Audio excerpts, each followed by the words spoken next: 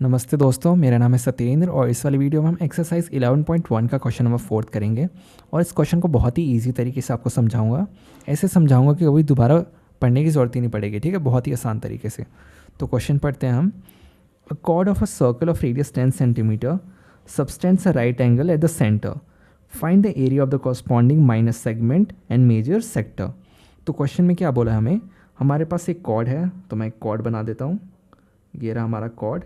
ये जिस कॉर्ड को अगर हम रेडियस से ज्वाइन कर दें सेंटर से, तो ये रहा हमारा सेंटर। एक हमने रेडियस बनाया इसके कॉर्नर्स पे, दूसरा रेडियस इसके दूसरे वाले कॉर्नर पे। ये थोड़ा टेढ़ा हो गया, थोड़ा अच्छे से बनाते हैं। ये रहा दूसरा रेडियस, ठीक है।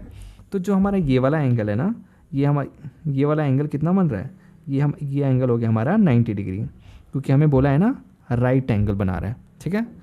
अभी हमें रेडियस की वैल्यू दे रखी है, कितनी दे रखी है, ये हमें दे रखा है 10 सेंटीमीटर।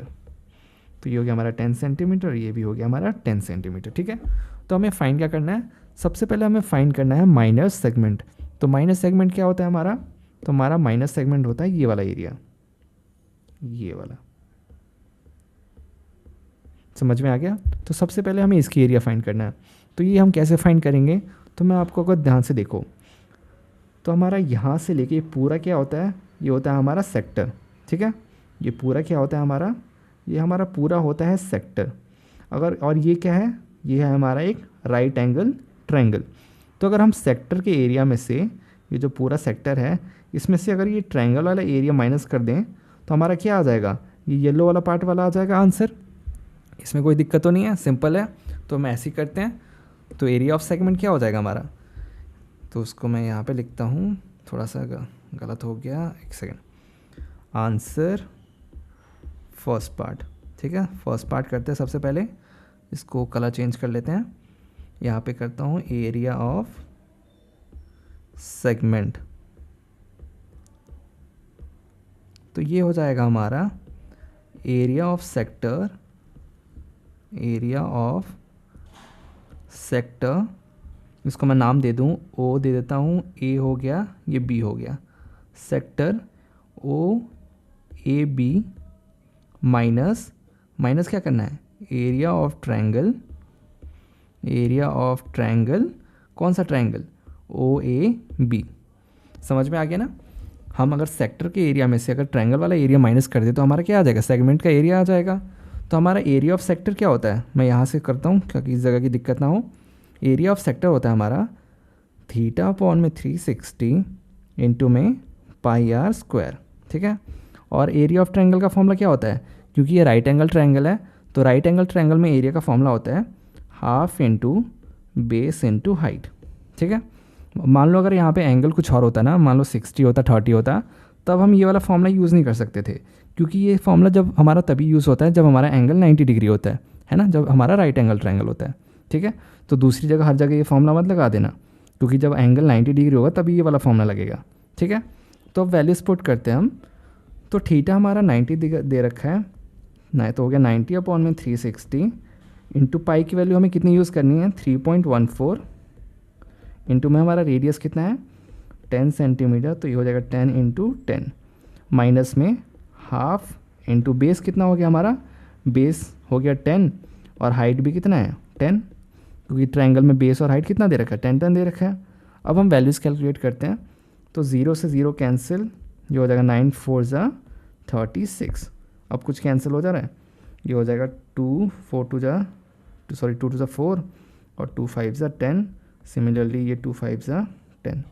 तो क्या क्या हमारा बचा यहाँ पे 3.14 इंटू 5 5 ज़ा 25, ठीक है, माइनस ये 25 थोड़ा सा गंदा हो गया, ये हो गया 25 माइनस ये हो जाएगा 2 5 ज़ा 10, तो ये जगह 5 10 ज़ा 50, ठीक है। अब 3.14 को अगर मैं इससे मल्टीप्लाई करूँ 25 से, तो ये आएगा हमारा 78.5, ठीक है, माइनस 50, तो ये कितना हो गया हमारा 18, कितना हो गया 28.5 हो गया ना, 28.5 सेंटीमीटर स्क्वायर। तो हमारा आंसर कितना आ गया, इसको मैं थोड़ा अच्छे से लिख देता हूँ, 28.5 सेंटीमीटर स्क्वायर। तो ये आंसर आ गया हमारा एरिया ऑफ सेगमेंट का, ठीक है। तो इसी के साथ हमने इसका फर्स्ट पार्ट कर लिया। अब हम क्या करते हैं, इसका सेकंड पार्ट करते हैं। अब मैंने सब कुछ साफ़ कर दिया, एकदम क्लियर कर दिया। अब हम इसका सेकंड पार्ट करेंगे। तो सेकंड पार्ट में क्या बोला है यार, हमें मेजर सेक्टर निकालना है। तो मेजर सेक्टर सबसे पहले देखते हैं होता क्या है, क्या भला होती है मेजर सेक्टर। तो जो हमारा ये वाला पार्ट होता है ना, देखो ये वाला क्या है, ये तो हमारा क्या है माइनर, क्या है माइनर सेक्टर है। तो मेजर सेक्टर क्या होगा, इसके अलावा जितना भी सर्कल में पार्ट बचा ना, ये पूरा पार्ट ये हमारा क्या होगा, या इस एरिया सिर्फ माइनर सेक्टर को छोड़कर हमारा क्या हो जाएगा, उसको सर्कल में से माइनस कर दे तो वो हो जाएगा हमारा मेजर सेक्टर। ठीक है, समझ में आ गया। आप चाहो तो मैं इसको मार्क करके बता देता हूँ। जो हमारा ये वाला एरिया है ना, यहाँ से पूरा इसको मैं मार्क कर देता हूँ जल्दी जल्दी, ये रहा। ठीक है, पूरा ये एरिया और ये एरिया, तो ये क्या कहलाएगा, ये है हमारा मेजर सेक्टर। तो इसका फॉर्मूला क्या होगा, तो इसके फॉर्मूला मतलब फॉर्मूला लगा भी सकते हो। देखो बेसिक सा फॉर्मूला है यार, कुछ नहीं है। देखो माइनर सेक्टर में एंगल कितना है, 90 डिग्री है ना। और मेजर सेक्टर में कितना हो जाएगा फिर, 270 हो जाएगा ना। कैसे हुआ, अब देखो पूरा एंगल कितना होता है हमारा, 360 डिग्री होता है ना। अगर उसमें से हम अगर 90 डिग्री माइनस कर दें तो कितना बचेगा, 270, है ना। सिंपल सा मैथ से भाई, है ना, कोई मुश्किल बात तो है नहीं। तो मेजर सेक्टर में हमारा एंगल कितना हो जाएगा, 270 डिग्री। तो बस यही वाला फॉर्मूला लगाना है। बस यहाँ पे हम थीटा क्या यूज़ कर लेंगे, थीटा हम यहाँ यूज़ कर लेंगे 270 डिग्री। ठीक है, बहुत ही सिंपल है। तो स्टार्ट करते हैं हम।